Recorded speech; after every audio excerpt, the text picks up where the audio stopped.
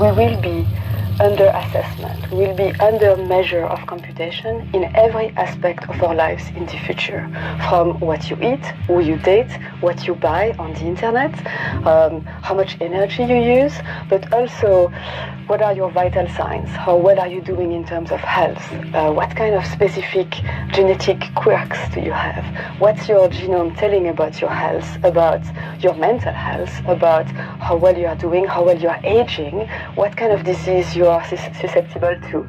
It has a bit of an Orwellian twinge to it. Well, Imagine a future where illness can be treated with a small implantable device, a device that can cure you with simple electrical signals. It's not science fiction. The future is closer than you think. Many of these things will be built directly into our bodies.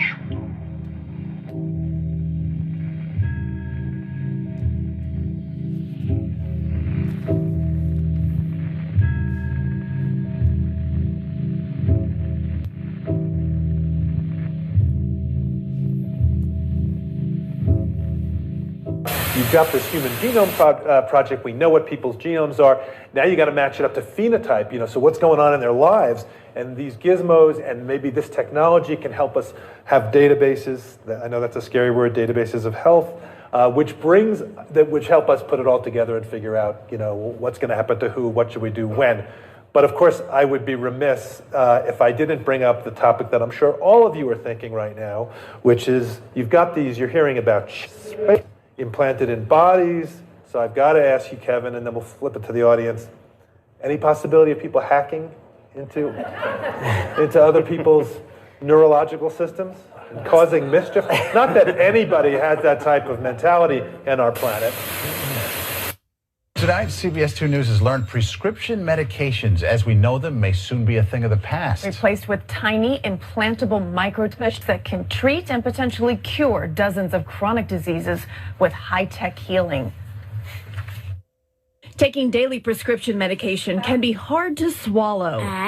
But for millions of people who need them, pills may soon be replaced by this little microchip. It will cure some diseases, and the chip will prevent others. The chip is implanted in the body, where it sends little electrical currents, telling the nervous system to tell the body to heal itself. The diseases that can be treated by this approach is a lengthy list. Cancer, diabetes, heart disease, stroke, Alzheimer's disease. The dish is the brainchild of Dr. Kevin Tracy, a neurosurgeon with the Feinstein Institute for Medical Research on Long Island, which has launched a new field in healthcare known as bioelectronics. The promise of bioelectronic medicine is to restore the activity of nerves whose function, for whatever reason, disease or aging, are now not functioning properly.